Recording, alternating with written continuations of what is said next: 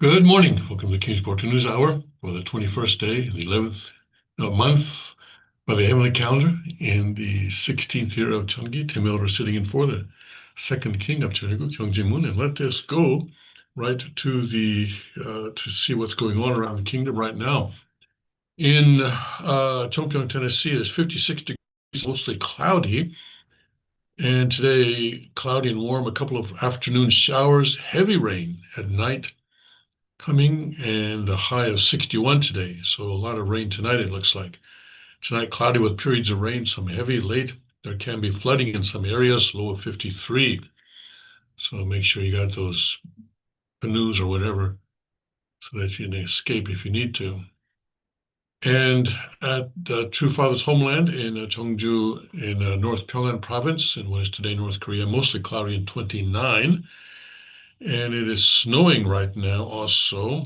Periods of snow, it says at least six for at least an hour. A couple of snow squalls this evening, accumulating 1 to 3 inches, overcast low of 23 tonight. And then tomorrow, partly sunny and colder, breezy in the afternoon, high of 28. So really cold temperatures continuing there. Cold weather is continuing there.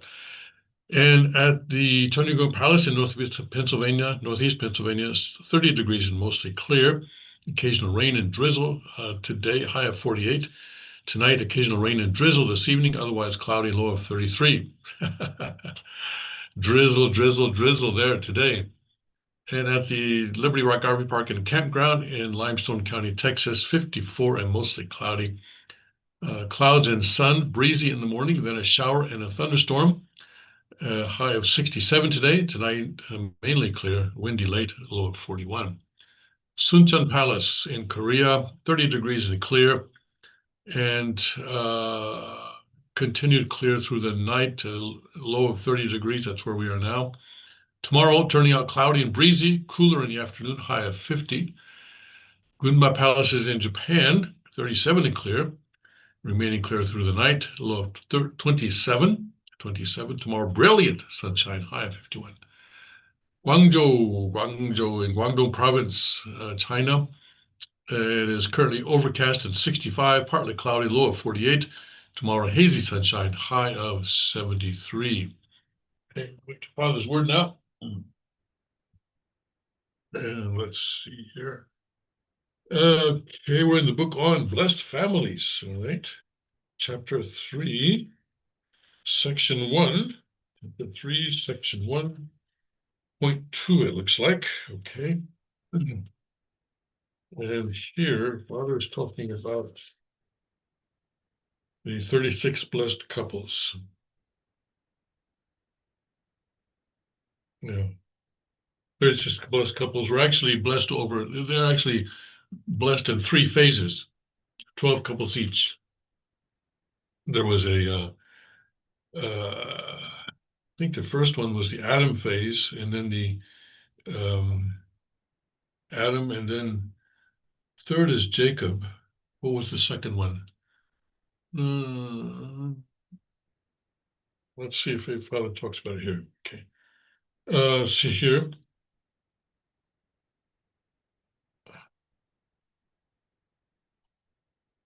Okay. So let's see here. Father speaking here in 1985. The blessings, of course, took place in 1961, and 1960 and 61, I think partly in 1960.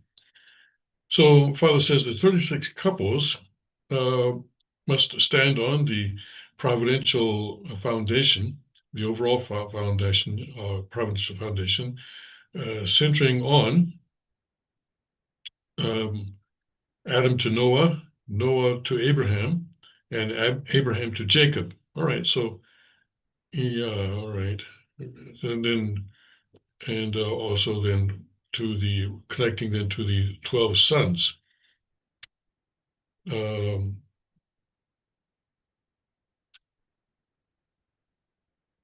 this does not mean that we are trying to accomplish the past history. Instead, we are conducting a horizontal restoration of all the mistakes that were done by the ancestors in the past. And the fight, the struggle to accomplish this uh, is carried out centering on the 36 couples. And do not think that Father does not understand the situation of the world. But uh, the, the circumstances of God are more important, are more pressing than the circumstances of human beings. And the will of God is larger than the will of human beings. And so that is why I've taken responsibility in order to accomplish this. Well, 36 couples.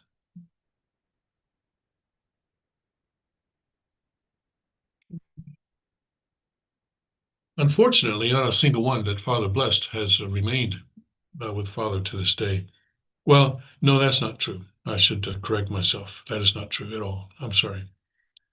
Because Reverend Yu, for example, Yu Hyo Won, who was first, the first, no, not the first, the second president of the HSA-UWC. Father gave the position of being the first president to Mr. Wonpil Kim. So Wonpil Kim, Yu Hyo Won stayed with Father. Kim Yong-fi, the third president, unfortunately did not.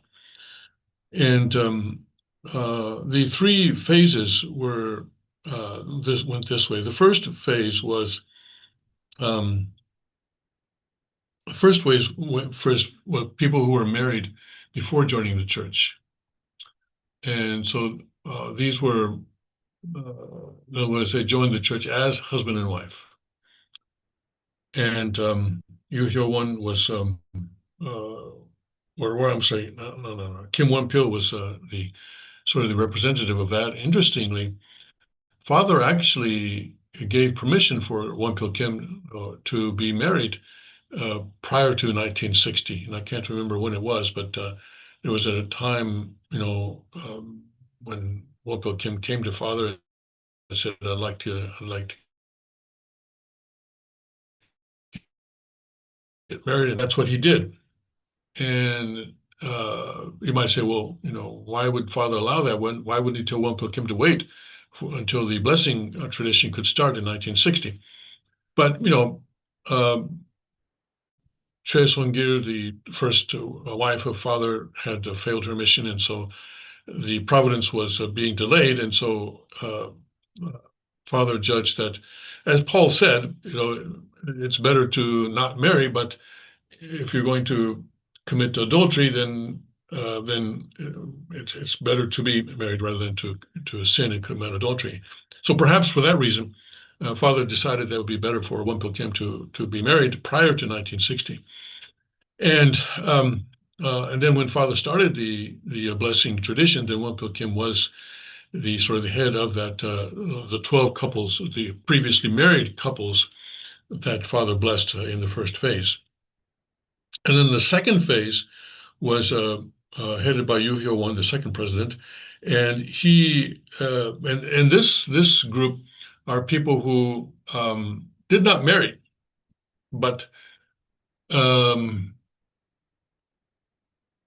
they did have a kind of a, shall we say, a kind of a kind of a well, they had thoughts. They were not completely pure. They were not completely pure prior to the blessing. And maybe they had an exclusive relationship. Maybe they had a boyfriend or girlfriend, and not that they had sex, but that at least that they had sort of had a spouse or potential spouse that they had their eye on, that kind of thing. And so this was the second group, and then the third group would be the Jacob group, and that was represented by Kim Yong-hee, the third president of the HSA EWC. And this was the completely pure, people who had no thought of even getting married and never expected to be married. And people who joined in the 1950s were saying that, many of them expected that they would live their lives in celibacy. They never expected that father would be conducting this kind of or creating this kind of a tradition. So those were the three groups in the 36 couple, the 36 couple blessing, 12, 12, and 12. And Wonpil Kim and Yuhyo One passed in the spirit world before father's passing, and they're kind of the lucky ones because they didn't have to go through this decision-making process of what they're going to do. Of course, Yuhyo One, his wife, Sagircha, who maybe many of you know, and you may know her as Mrs. Yu, um, Sagircha, his wife, uh, did not did not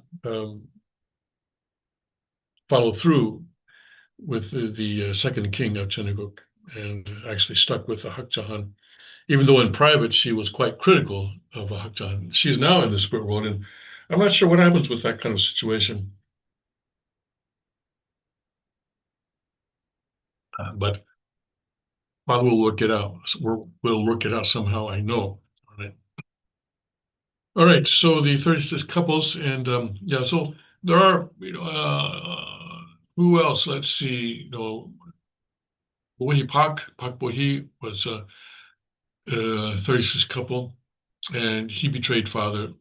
Although, at one point when Hakchahan was trying to prematurely remove father's life-sustaining equipment, he did oppose that, and so he did at one point protect father, but later on he betrayed father. And there were others. Tiger Pak, I guess, is another. I think he's 36 couple, a person who is known to us as Tiger Pak in the West. His wife also, I think, did not follow the second king, did not unite with the second king. But anyway, so Father will work all those situations out, I am sure, King. All right, so let's go now to what is going on. And so we have we have a situation in Iran. We have President Trump. Well, let's do this with President Trump now first. He's really, like I said yesterday, he is really a man on a mission, and he expresses some of that here. This is interesting to me. So we got Iran, we got Venezuela, and and other things going on. So we'll talk about that, and Greenland, of course, also. So Trump announces land strikes on drug cartels in Mexico just days after Venezuela raid. All right, let me bring this up for you. Donald Trump has declared the U.S. is gearing up to launch ground assaults against Mexican drug cartels, delivering a chilling warning about America's military capabilities. So, Sheinbaum, the president of Mexico, keeps saying, no, no, no, no, don't do this, don't invade our country. But it looks like President Trump is going to ignore that. The president announced his escalation just days after the capture of Venezuelan leader Maduro. Okay. And we're going to start now hitting land with regard to the cartels. The cartels are running Mexico. It's very sad to see, to watch and see what's happened to that country. He told Fox News on Thursday evening. Earlier, the president had boasted about his extensive foreign policy authority when questioned about the boundaries of U.S. military action in the region. My own morality, my own mind is the only thing that can stop me, he revealed to the New York Times. So this relates to what I was saying yesterday, that I think that following the experience in Butler, Pennsylvania, where he came, within really a fraction of an inch from losing his life and really being saved by just turning his head just slightly at just the right time. And he's convinced, of course, that God saved his life, and God saved his life for a purpose. And so I think that is the background of this kind of a statement where he says that my own morality, my own mind is the only thing that can stop me. Okay, let's pray that And I understand that he needs to have the humility to hear God's voice. And that is the only thing that I am concerned about and that I pray about for him.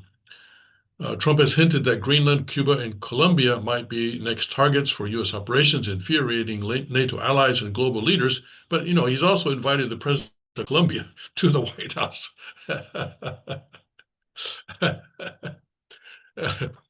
And so, okay, and so the president even paused his interview to accept a call from Colombian President Gustavo Petro, who has vowed he would take up arms if Trump targeted him.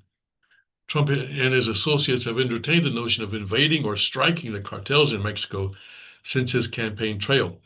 He has pointed the finger at Central American drug traffickers for the deaths of anywhere from 250,000 to 300,000 Americans annually, laying the blame squarely on cartel influence and fentanyl smuggling.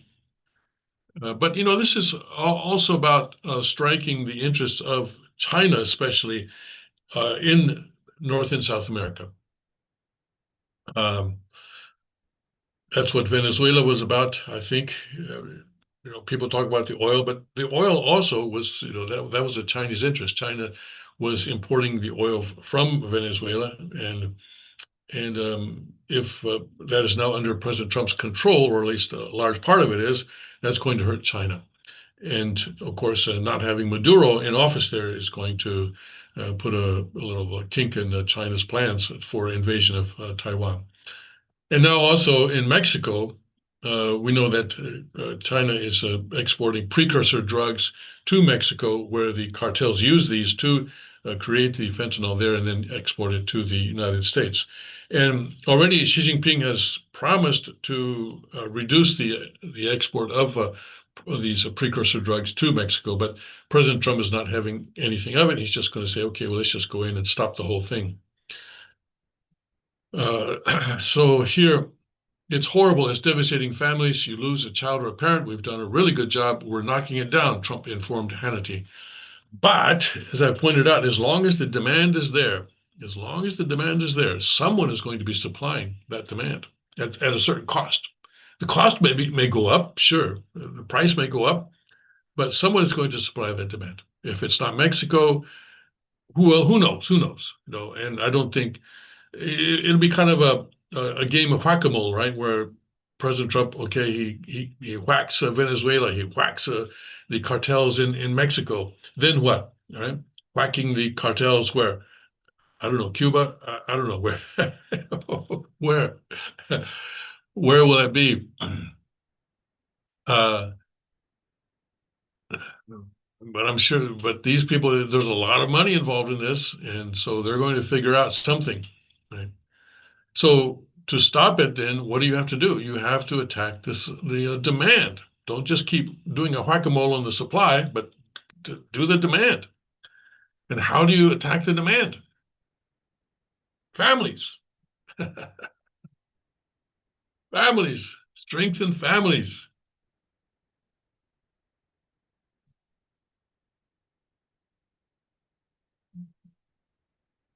To encourage policies that have policies that encourage families, but not just new policies, but getting rid of existing policies that undermine families, especially a lot of things that are having to do with welfare, where a single mother is able to, to have an advantage.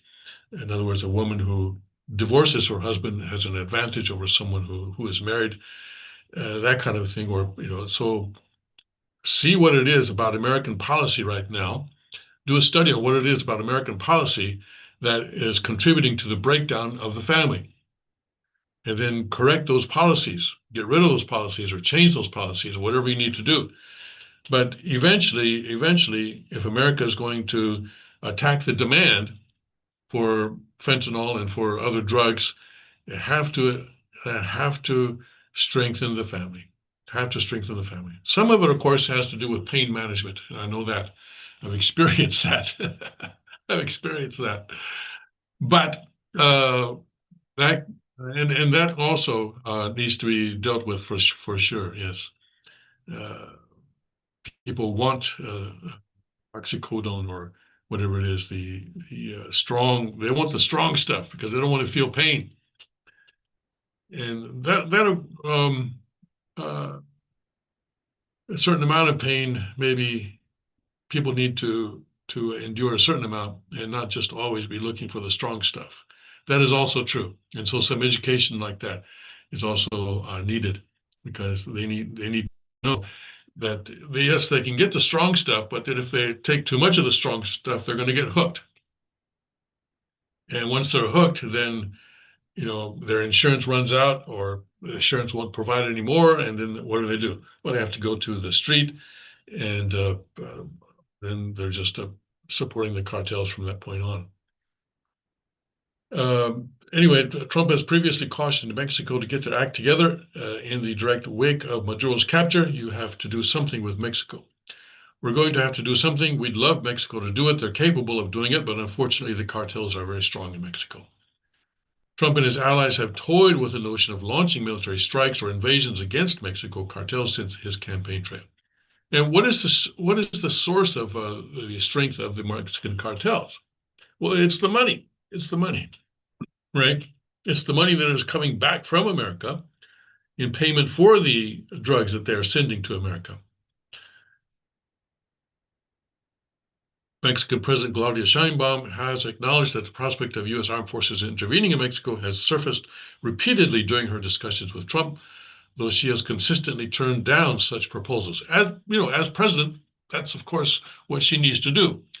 Although Colombia, for example, has welcomed U.S. forces to help it fight drug production in that country, even though Petro is a kind of a communist, still, and U.S. forces are in Mexico doing that.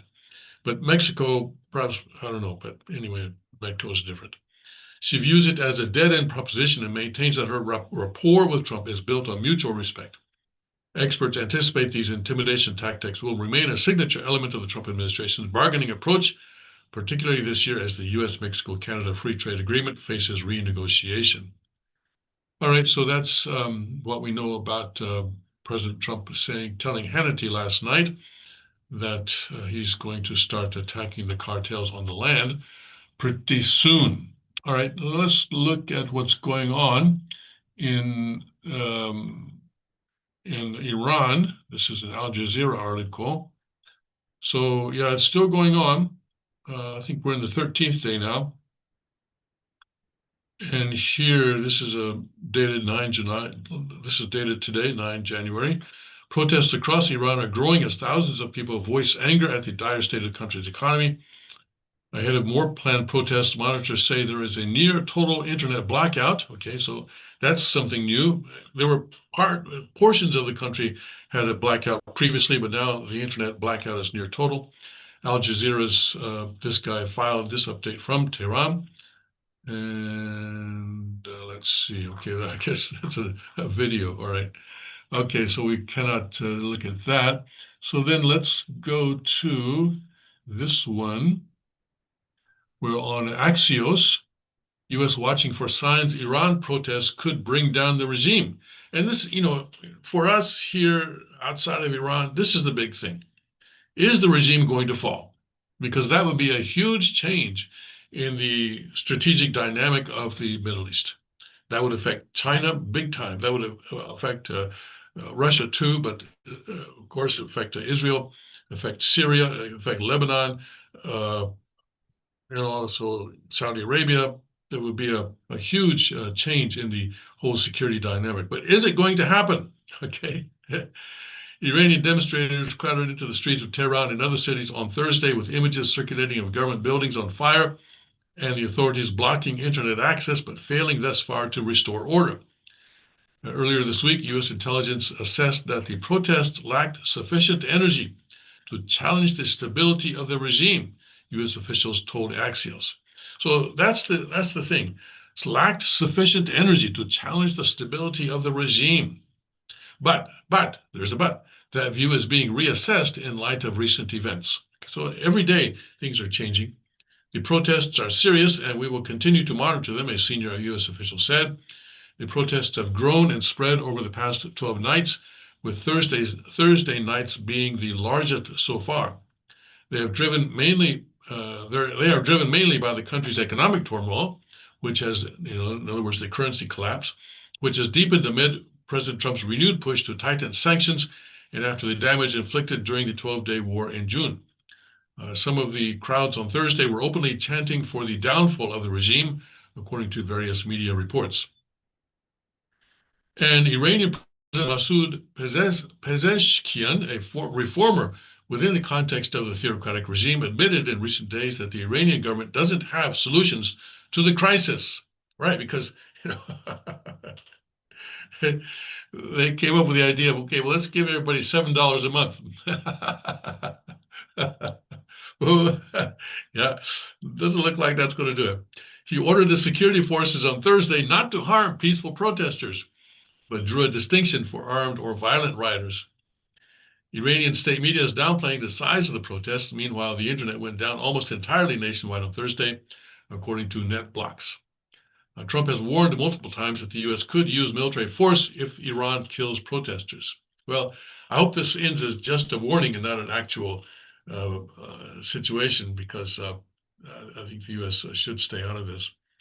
And it's important for the Iranian people themselves, even at the cost of lives, to win their own freedom. Freedom is really only valuable when you win it yourself, right? You only understand the value of freedom when you have paid for it with blood. Unfortunately, but that is true. But he was relatively restrained when discussing this situation during an interview on Thursday on the Hugh Hewitt show. Trump claimed some of the more than 30 protesters who have been killed so far died because of problems with crowd control. What that means, I guess maybe people were trampled or what. He also declined to endorse Reza Pahlavi, the son of the Shah who was deposed during the 1979 Islamic Revolution. Pahlavi has attempted to seize the political spotlight and called for more protests at 8 p.m. local time on Friday. I think that we should let everybody go out there, and we will see who emerges, Trump said, adding that it wouldn't necessarily be appropriate for him to support Pahlavi. That's right. The United States cannot choose the new leader of Iran. The Iranian people, through whatever process unfolds, have to choose themselves. What to watch? There were major protests in Iran in 2022, which weakened the regime but didn't bring it down. Some hawkish figures in D.C. are expressing hope that this time the regime really does fall. Well, I think not just hawkish figures, but everybody would like to see the regime fall, because this is a truly evil regime. Okay. It's one of those regimes that is loved only by their own mothers, I think. Senator Lindsey Graham called on Iranians to escalate the protest and stressed that Trump will back them. That's not helpful. Don't say that. Trump should not back them. Well, but with words, yes, with words, but please not with bombs. Thugs, dictators, bullies, and killers who defy President Trump do not last long in this world. Make Iran great again, he wrote on X. Not helpful, not helpful, not helpful. Lindsey Graham, the poster boy for globalism, yes. He loves wars. All right. Meanwhile, just a few hours ago, the supreme leader, Khamenei, vows no compromise as Iran protests continue. Right? So this guy now. So there's clearly a difference between this man, the supreme leader, and the president. The president is saying, okay, don't hurt the peaceful protesters. Oh, let's give people $7 a month to appease them. Whereas this guy is saying, no compromise. So, obviously, the supreme leader and the president are not on the same page. It'd be interesting to see how that affects the situation. Iran's supreme leader, Ayatollah Ali Khamenei, has rejected any compromise with protesters and warned foreign powers against interference. State broadcaster IRIB recorded him as saying from Tehran on January 9th.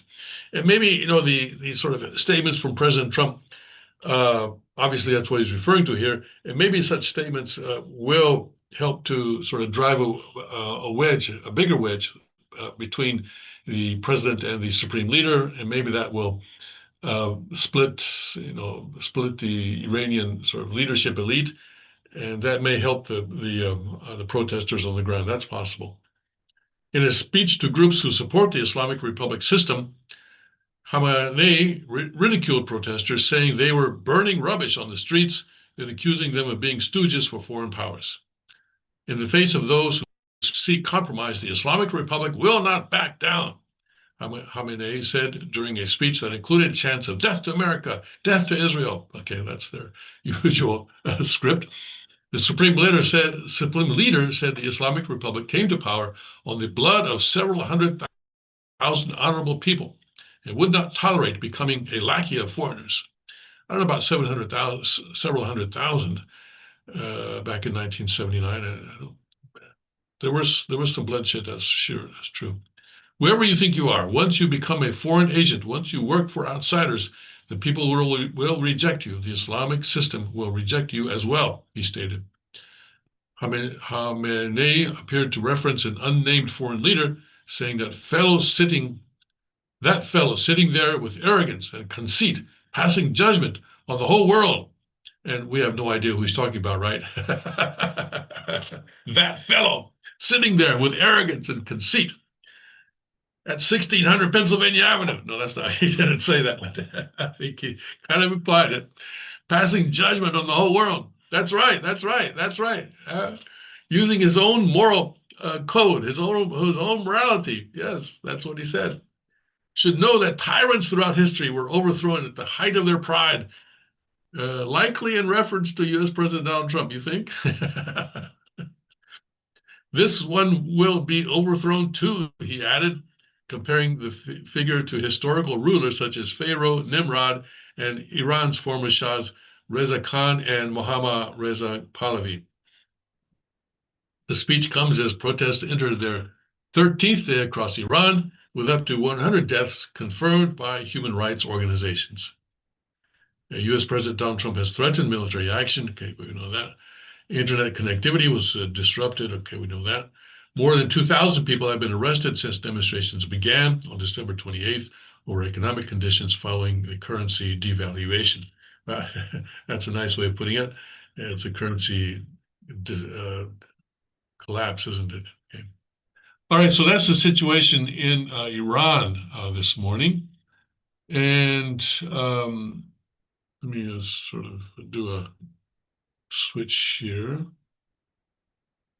And so I'm going to eliminate all the ones on Iran now. Okay. All right. Now let's look at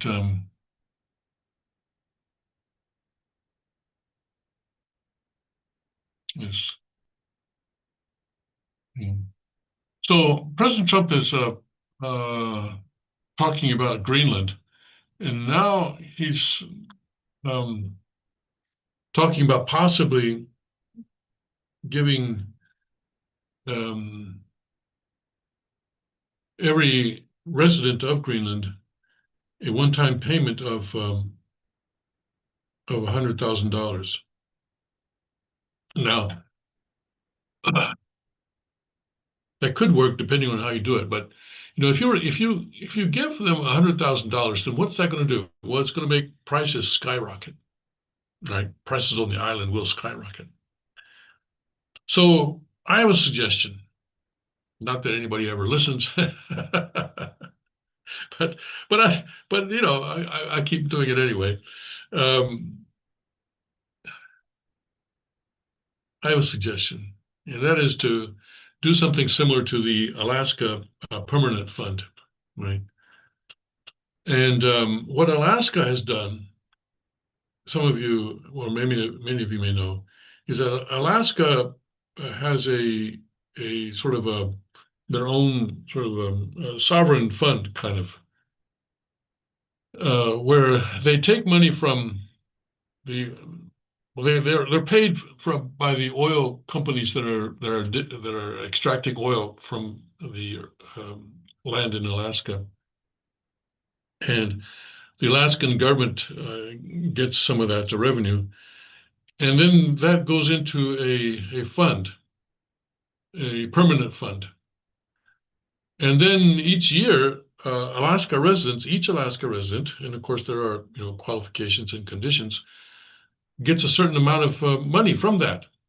And of course, living in Alaska is quite expensive because everything has to be imported, basically.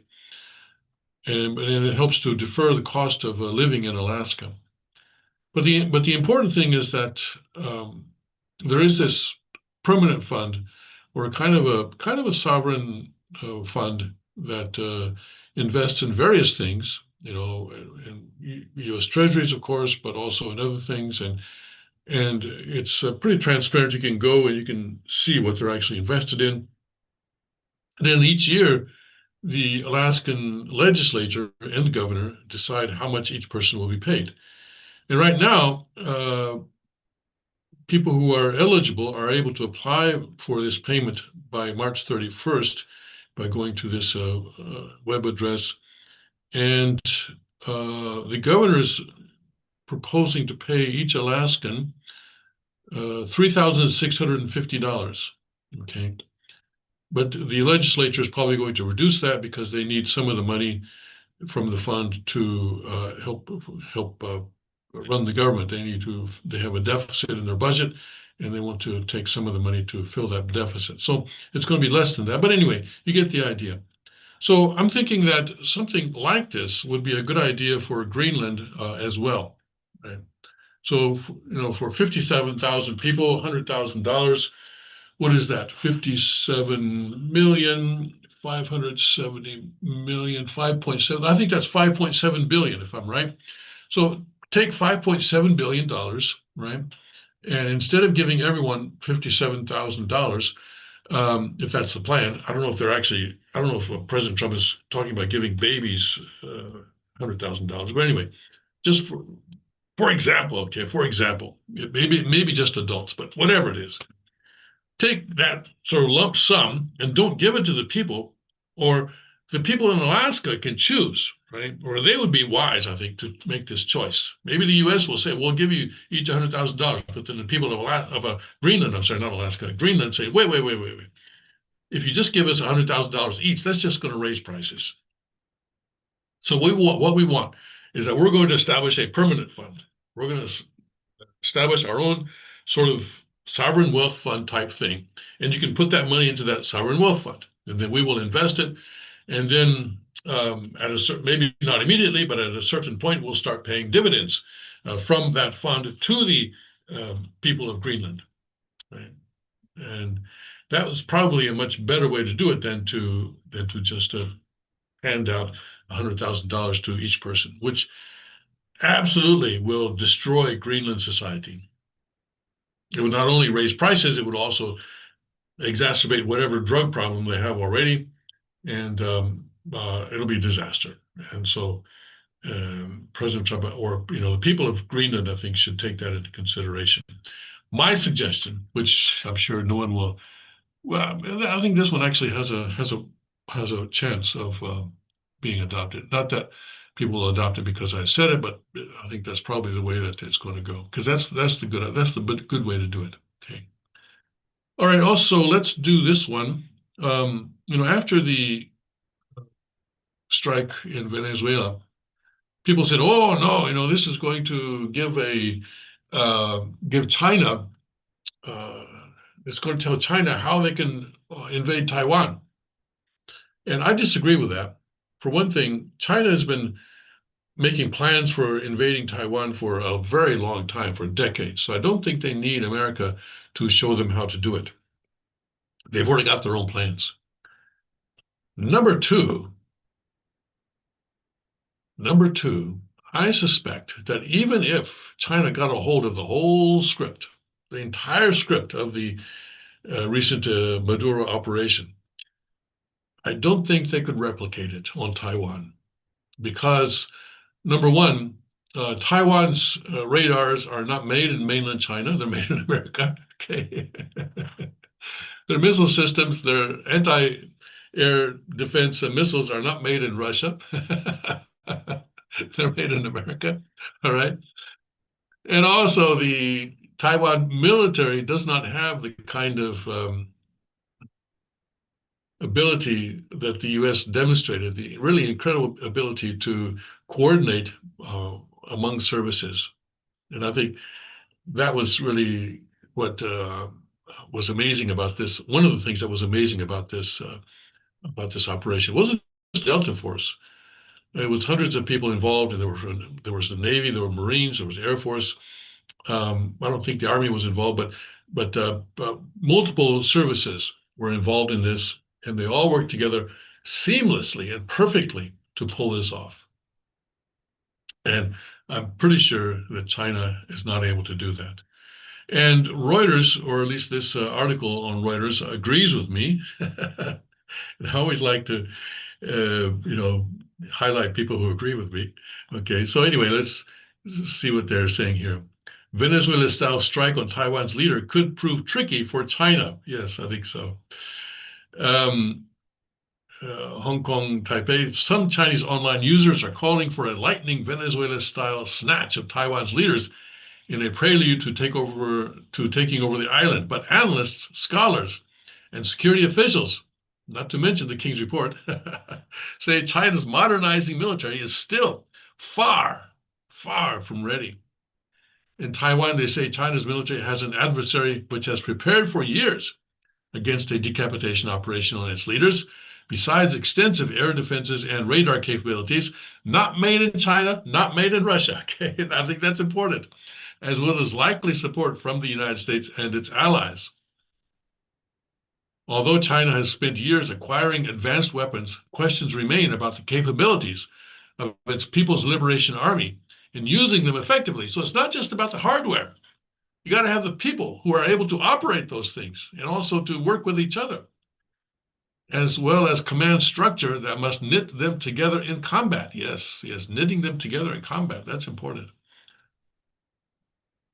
Once such an operation runs into trouble, it would quickly escalate into full-scale conflict with extremely high political and military risk, said Chen Guoting, a lawmaker of Taiwan's ruling Democratic People's Party.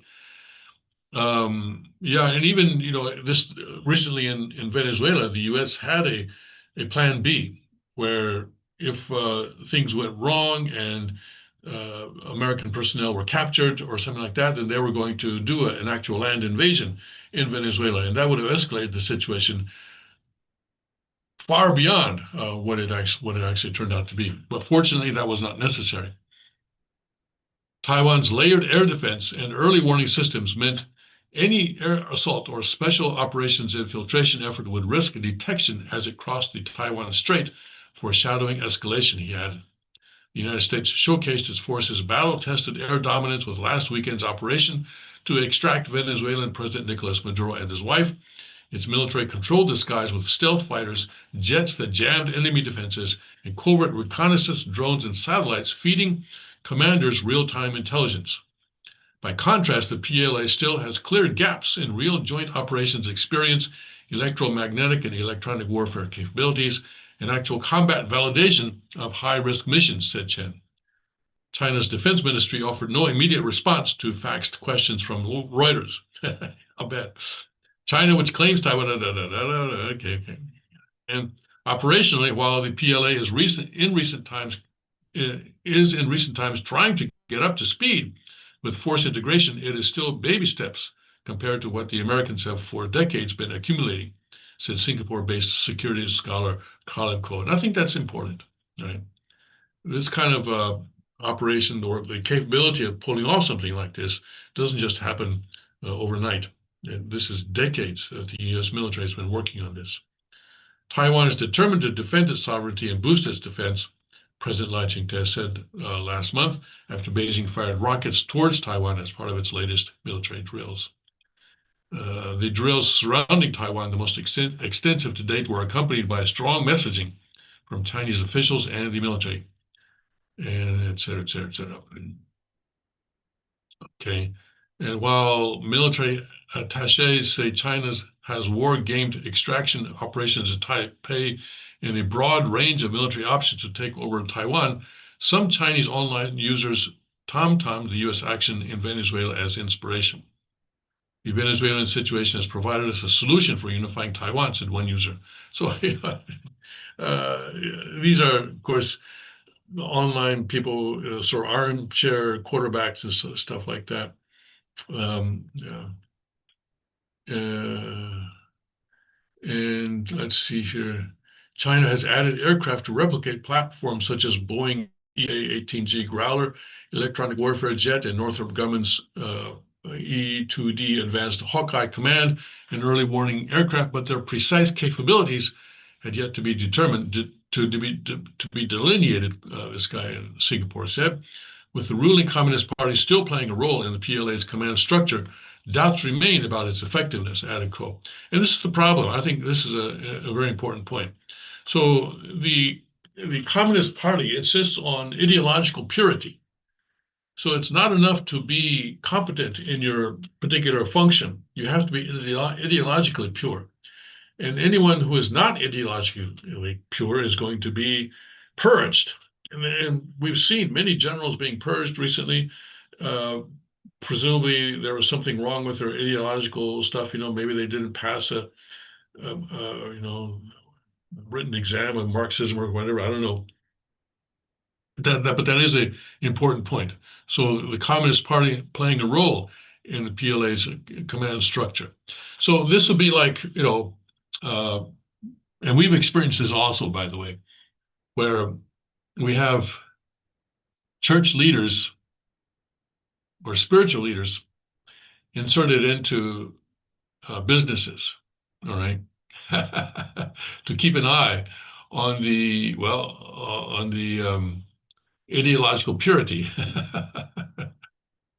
We've experienced this in the Unification Church family, and I've seen this in Korea in the past. And this was one of the things, of course, that Kuk Chinim came in and reformed when he took over the foundation at Father's instruction.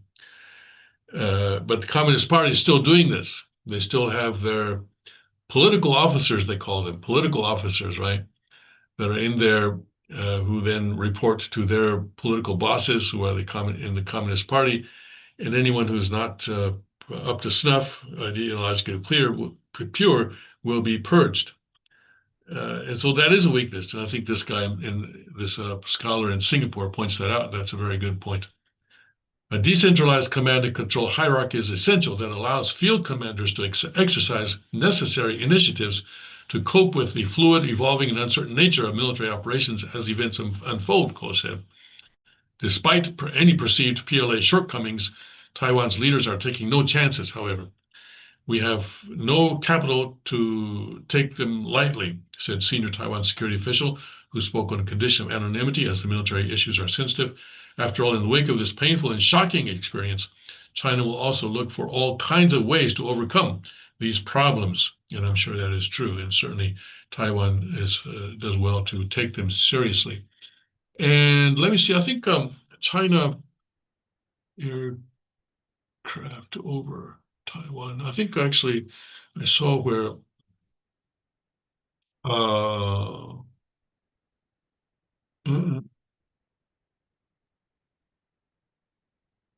yeah, okay. Yeah, I think this one here. There was a report that China actually flew an aircraft over the southern Taiwan. Let's see what this says here. New released footage circulating from China appears to show a J-20 stealth fighter near or over Taiwan's Pingtung area, prompting a debate on whether the clip reflects a real overflight or a messaging play. The reporting highlights a core friction in peacetime stealth operations. True low or observable jets can be hard for routine radars to track. Yet flying clean can also reveal valuable signature data to an adversary. Did they or didn't they? Recently released footage of a Chinese J-20 stealth jet appears to show the fifth generation fighter overflying Pingtung, part of Taiwan. Though domestic China touted the event and took the opportunity to disparage Taiwan, the authenticity of the video is seemingly still up in the air and up for debate. Okay. So we don't know actually. The United States did not address the overflight directly, though it did comment on China's buildup of forces around the island in plain terms. Okay, so we actually don't know, okay, but it is possible that China did have a stealth aircraft flying above Taiwan without being detected by radar. So at least that's what China is claiming. We don't know if that's true or not. Okay. All right. In any case, we know that China is doing its best to, overcome any challenges that it has in order to be in a position to attack Taiwan and take over Taiwan militarily. All right. Let's see. What else do we have? Okay.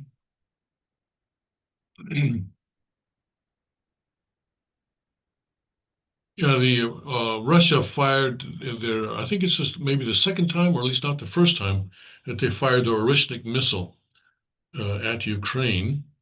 This is a nuclear capable missile, but of course it did not carry a nuclear weapon this time. Right.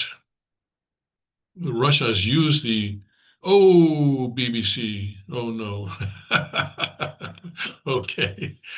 They want my money. They want my money. $8.99 a month, $49.99 a year. No, no, no. I'm not going to support the king. Not that king. Okay. Let me see if I can get it someplace else. Da, da, da. Okay. New York Times. Will New York Times let me see it? Probably not. Well, let's try. Okay.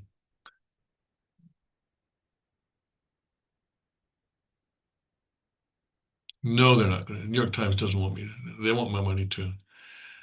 All right, then I guess we have to go to CNN. Okay, or WRAL. What's this? This is some sort of a broadcast thing. Okay. All right, looks like we can do this one. All right. Okay. Okay, I want it. Russia's use of its hypersonic missile in Western Ukraine is seen as a warning to Kyiv's allies. Okay. Russia, and this is posted 9 minutes ago, just in time. Russia has used its latest missile against Ukraine for a second time in the nearly 4-year-old war, a forceful signal to Kyiv and its Western allies. Its latest missile against Ukraine. So this is a nuclear capable missile. That's why it's sort of a big thing. The strike with the hypersonic Orishnik intermediate range ballistic missile targeted Iran's western Lviv region, I guess they want to say. Western Lviv region late Thursday night. The area is near a military base in neighboring Poland that serves as a key hub for ferrying Western military supplies to Kiev. Some Moscow commentators said the attack was a warning to European leaders against proposals to deploy their troops to Ukraine as part of a prospective peace deal. Russia has said it won't accept such a deployment and would view those forces as legitimate targets. And this is why I say, this war is going to continue, with or without the United States. And because they keep saying, oh, I mean, Zelensky and Trump keep saying, oh, we're 90% there, we're 93% there. We've almost got a peace deal on the table. But meanwhile, Russia's over here saying, I don't think so. That we're not compromising because we think we can continue this war and we can accomplish our strategic objectives, if not diplomatically, then by military means. So we're going to, if we cannot get them diplomatically, then we'll just keep on fighting. And we've got soldiers now coming from other countries, from the Central Asian countries, from some African countries, from other places where people need the money. They're willing to risk their lives for the sake of money, and we're going to keep on fighting. Yeah, that's what we're going to do. Hey, so you guys just keep on talking all you want, but we're not agreeing. That seems to be Putin's attitude, and unless Putin leaves the stage, as it were, unless something happens to him, I don't see any peace deal being resolved without a, short of Russia doing whatever it is that they have set out to do. Whether I don't know if they want to take over the whole country. I don't know if they just want to take over, enough of the country and the capital that they can put in their own guy. Maybe that's all they want to do. I don't know. But whatever it is that they have set out to do, they're going to continue fighting until they have accomplished that. And Trump and Zelensky and the Europeans can talk all they want. And this is why I say that the United States needs to cut and get out of there. Just cut and get out of there. Okay, so we'll see how this works out. But it's another advice that I have that no one's going to pay attention to anyway. All right. Yes. Okay, let's see here. What else do we have?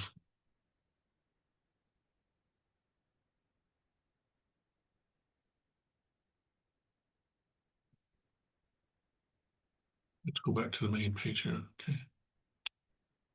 Greenland, Vance warns Europe to take Trump seriously. Yes, I think Europe has learned that lesson now. Okay. U.S. updates do not travel warning. Okay, 26-year-old lives in Manhattan on $53,000 a year. Mhm.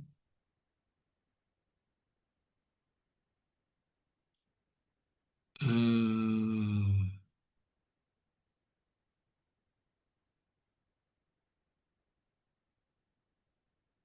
yeah, the exit from California is really getting serious. Let's see if we can find something. Exit.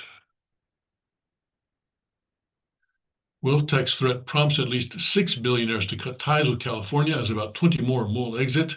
Okay. Billionaires are ramping up their California exits on threat of wealth tax. Yeah. And not just billionaires, but a lot of people are moving out. And U-Haul, the company that rents uh, trailers to people who want to move, uh, is saying that their business of with people who are leaving California is really booming, and uh, they're going to countries, states. I'm sorry, states that are growing, such as Texas, such as Florida, and other places. Anyway, so more and more people are leaving California. And of course, the lefties, they want to stay. And yeah, if they want to keep California, I guess that's up to them.